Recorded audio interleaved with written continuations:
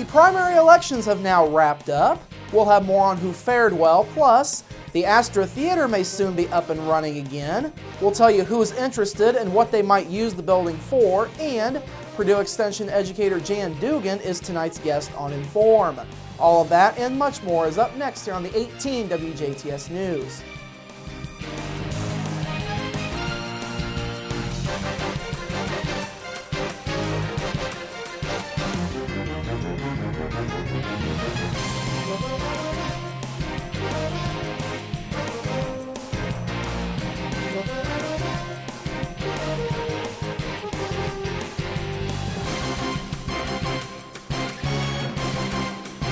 Hello, I'm Bradford Raths. Well, the primary election is now in the books. Not a whole lot of suspense this year, but there were still a few battles across the area. Many of those took place at the federal and state level, so we'll start our coverage there. 8th District Congressman Larry Bucshon held on to the Republican nomination for his seat. He garnered nearly 27,900 votes district-wide. That's compared to just over 9,400 votes for his challenger, Andrew McNeil. Here in Dubois County, Bucshon got a little over 1,600 votes to just under 800 votes for McNeil.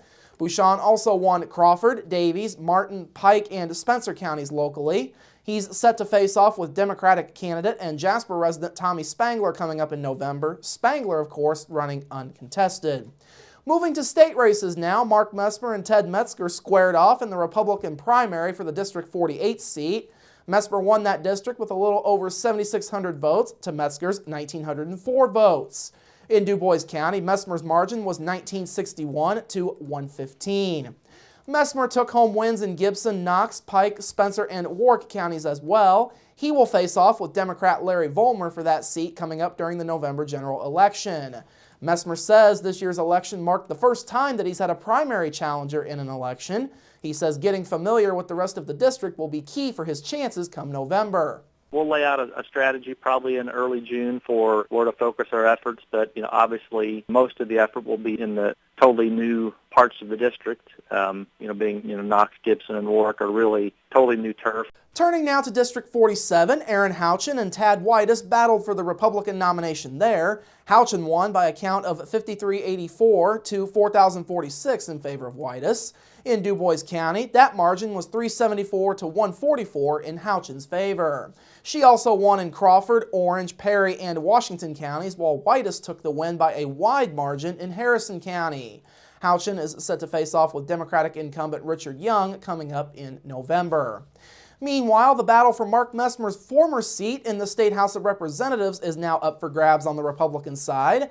On that ticket, businessman Mike Braun and Dr. Richard Moss squared off. Braun wins big in the primary, taking the Republican nomination by a total margin of 4,610 votes for him to 2,292 for Moss.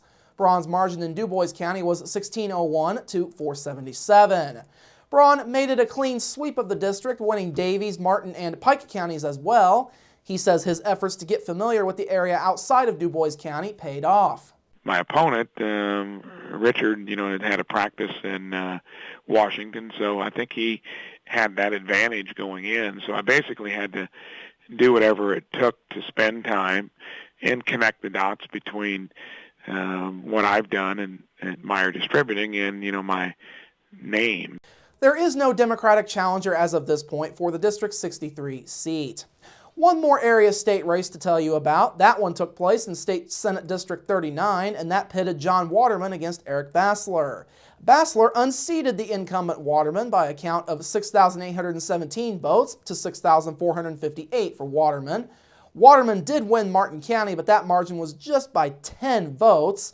Bassler wound up winning Davies County by nearly 2,500 votes, which proved to be the difference. Turning now to local races of note, the District 3 seat on the Dubois County Council was up for grabs in the primary. Barb Modice and Nancy Wilson squared off for that seat's Democratic nomination. Wilson unseats Modice and winning that nomination by a count of 388 votes to 250. Wilson says she is thankful for the help that she got during her campaign. She says even though the primary is now over, there is still work to be done. Getting the word out, making sure that my community knows my background and what I stand for, and hopefully they will see that I am the best person for the job and will continue to support me and vote for me in the fall. Wilson will be facing Republican Charmaine Clem coming up in November. Clem was unopposed in the primary. Turning now to other notable races around the area, the Spencer County Sheriff's race was hotly contested as expected.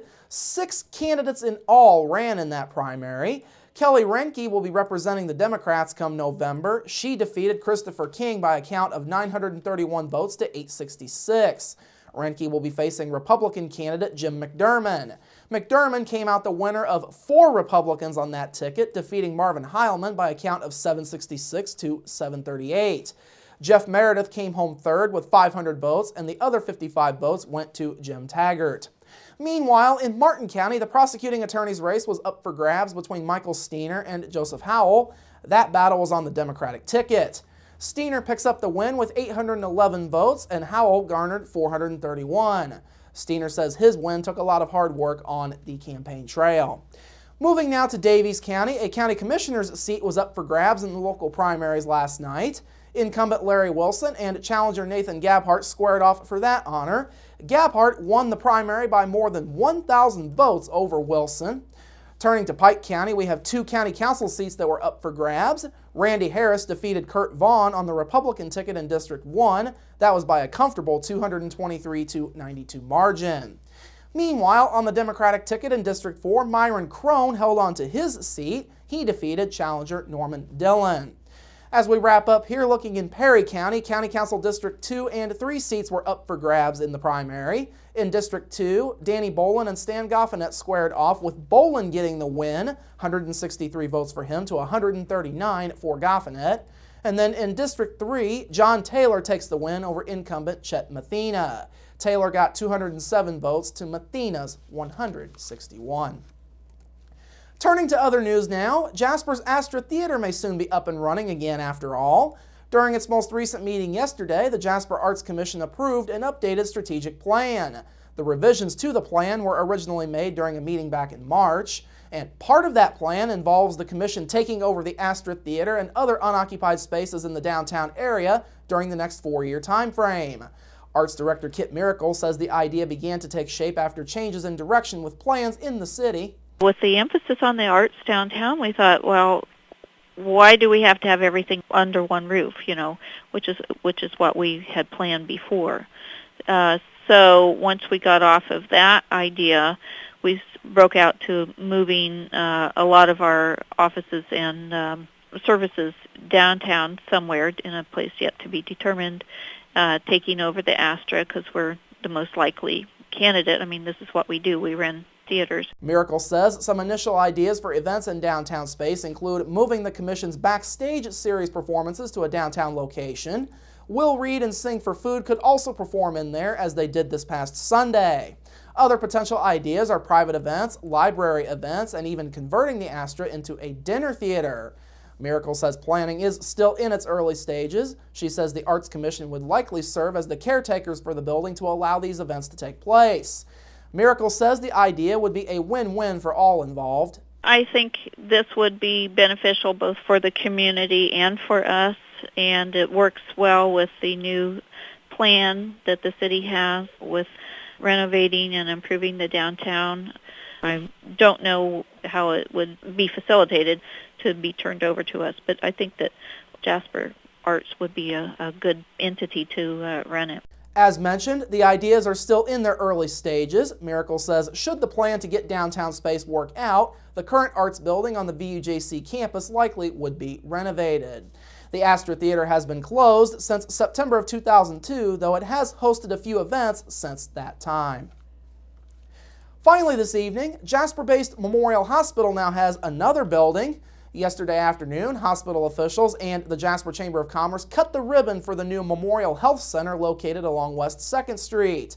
The building is set to house the hospital's industrial medicine, or IMED, services, along with the new Workwell Health Center, among others. Memorial Hospital Chief Operating Officer Kyle Bennett says the new building will be a benefit for those needing emergency care. He also says it will help to enhance the hospital's presence across this region. We when we think about Memorial Hospital as a regional presence, only about half of our admissions are residents of Du Bois County. So we serve an 8-county area, and certainly believe that as we expand our presence, that will enhance the draw. The ribbon cutting was also attended by Jasper Mayor Terry Seitz, various businessmen, and other Jasper City officials. Now, following the ribbon cutting, guided tours of the new building and refreshments were offered for everyone who was in attendance. All right, coming up after the break, your local forecast, sports with Kurt Guxell, and Inform featuring Purdue Extension agent Jan Dugan. That's all up next here on the 18 WJTS News. Local people watching local people.